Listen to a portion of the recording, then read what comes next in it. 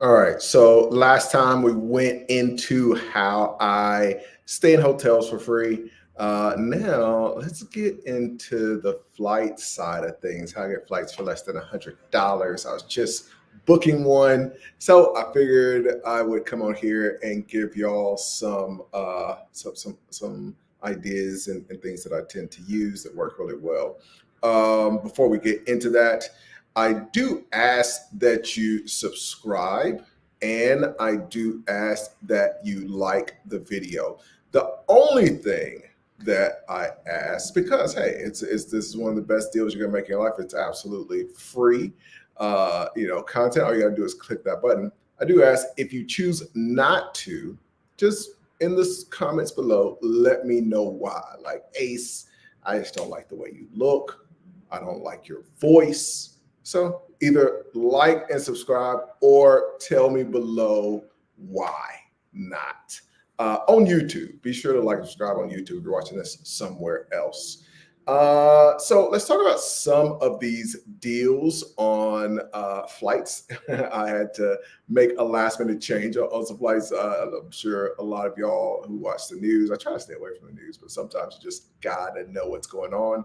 And there's a company, CrowdStrike, that does a lot of anti-hacking work for Microsoft, and basically, they had a system go down, and it caused airlines to be shut down, caused some issues with some banks internationally, and people got stuck in airports. And I was coming in after that, but a lot of times I just try to avoid anytime there's a headache with flights. I try my best to avoid it. But I'm talking a little bit more about travel because I'm seeing in our team and on the Good Merger team, I'm just seeing how beneficial it is for our merger specialists who are traveling the world. And then I'm always encouraging people to do international deals. We've got an international deal that's getting done right now in AC that is really exciting. But it's really cool. We had Andrew and who spent a few months in Bogota. Both Andrew and Jay, our task merge specialists, came and I got to hang out with them in Medellin. Andrew went from there over to southern France and Spain and is hanging out in Monaco. And so I think part of it is, as I've always said, I've just always said that the best deals are overseas. The best, some of the best networking is overseas. And so if like being international isn't a part of your deal making plan, isn't a part of kind of your hold co strategy long term, then you're just missing out. You're missing out on opportunity. You're missing out on rich experiences. But more importantly, you're missing out on diversification. And if you're keeping up with anything that's going on in America and you are an American, it is clearer than ever that all of you should have a plan B. Everybody needs a plan D, plan C, plan B, if not a C and a D as well. And when I say plan B, I'm not talking about those pills. I'm talking about finding a country where you can have income coming in from that country.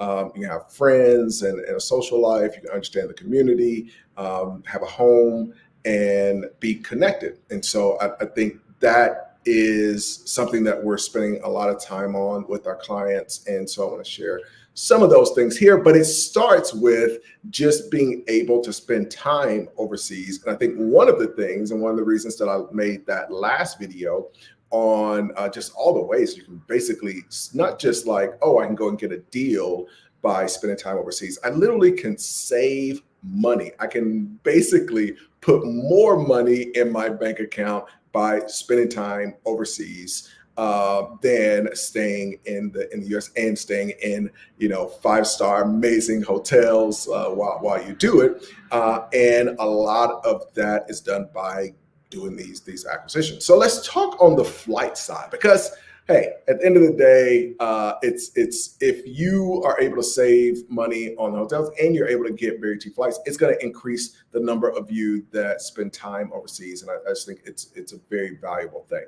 So I want to give you some of my tips of some of what I've learned over 20 years traveling a ton, and give you some tips and some tricks. So the first one is understanding when to book flights. So it's really kind of interesting. Like when there are certain days that you can just look for flights and it's going to be cheaper. And part of this ties into one of the other tips. If you're not doing this, then you're not going to see the difference. But the best days to book flights tend to be Tuesday, specifically around midnight, which is kind of funny. And they're really changing the price of the flights for Wednesday. So it happens Tuesday at midnight. But if they see that there is an increase in demand by Wednesday morning, it's going to be gone. So it's really Wednesday. That's a great time to book the flights, but it's actually midnight on Tuesday is when you're going to get the best deal. You can get it on Wednesday, but if the kind of airline algorithm, which is what's running all these things, if it sees, okay, this is getting a lot of demand, then and you're going to wake up Wednesday morning and check it, then it may already be a lot higher. So that's something to be aware of. So it's really Wednesday, but I would be checking it Tuesday at midnight as kind of the prime time. And then Saturdays is the other one. There's not really a Friday at midnight thing that happens. So Saturday during the day, you can check those. In general, though, you want to check Saturday, but you don't necessarily want to book the flight for a Saturday. So you're checking the flight as the time you want to check it. You really want to stay away from flying on the weekend. Friday through Sunday, I would just not try to book a flight. It tends to be cheaper to basically get during the week. So I would stay away from that. And then, I mentioned Tuesday for looking for the flight, but you can also, Tuesday tends to be a cheap flight time as well. Now, I talk about searching these, but a crucial thing, and it's because it's not going to make a difference. You can do the day trick or whatever, and it's not going to make a difference if you're not doing this, and that is staying in incognito mode. You've got to make sure you're in incognito mode when you're doing the searches, because there's so many things that are going on, and it's not like individuals are doing this. This is all just kind of the computer system. So these are billion-dollar corporations. Understand that. So they're doing everything they can to maximize the amount of money you pay. And so when you're doing searches, the site is dropping cookies onto your computer, and they're going to know, okay, this is the person that we showed this price to earlier. This is the price that we showed them. And so if the price goes down a ton, they probably aren't going to show it to you at that point. It may go down a little bit because you're going to feel like, oh, well, this is a better price than what I was getting before.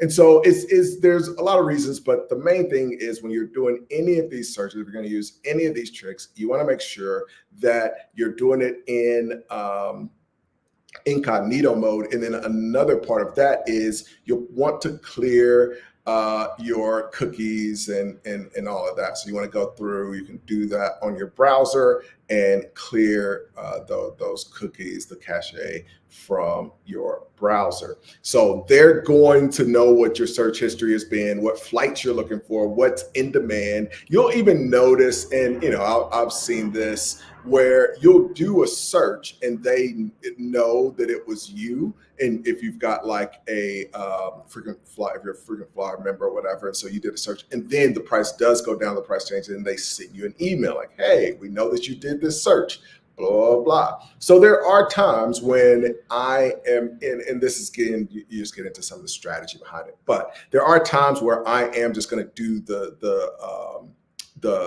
search with my frequent flyer program, even if I'm not going to use the points. I just want to see what that pricing is going to be. Then there's other times where I'm clearing the cookies, I'm doing incognito mode and searching that way. So kind of depending on what your plan is, you may want to do that. The next one, which adds even more to this, which is really cool, is I will use, because I noticed this years ago, and so I'm giving y'all my tricks, man.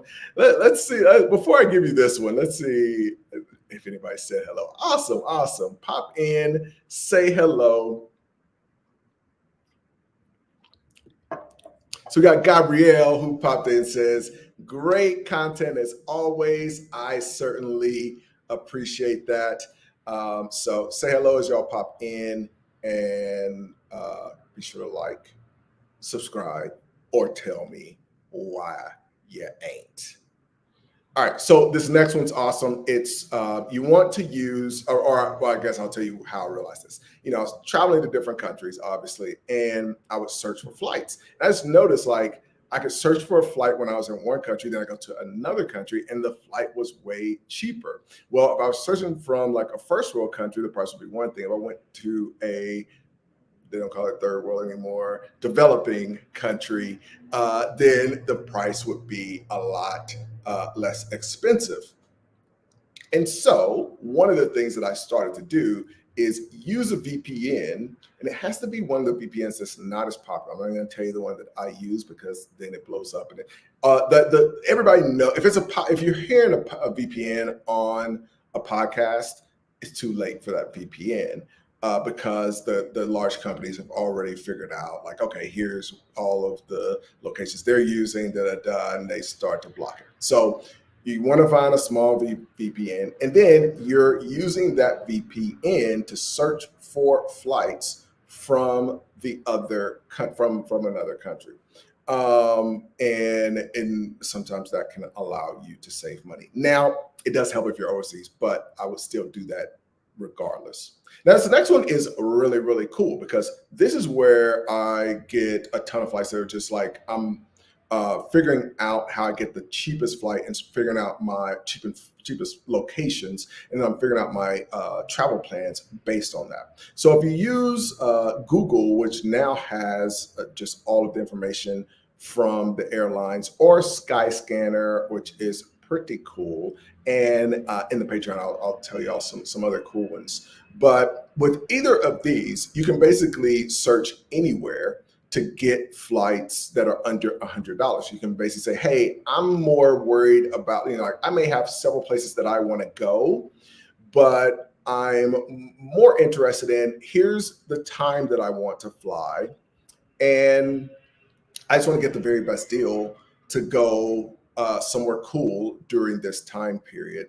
And that's when you can start to filter based on the price and get the very best deals. And then my last tip that I'll give you here, where you get a lot more cool stuff like this that I'm going to be sharing in the Patreon, because I had been having some really cool conversations based off that last video inside of the Patreon. So I'm going to be sharing some other cool stuff like this. So the last tip is to definitely join the Patreon, even if you're at the free level, and get some of these special deals, offers, strategies, all of that cool stuff. But more importantly, get information on how you can go out and buy a business, because hey, when you're traveling, you can also be buying businesses. I think a lot of people don't know you can do deals that are remote. We're doing another deal right now. Obviously, some of y'all know about my overseas deals, but we're doing a deal right now in Medellin that is a remotely run business.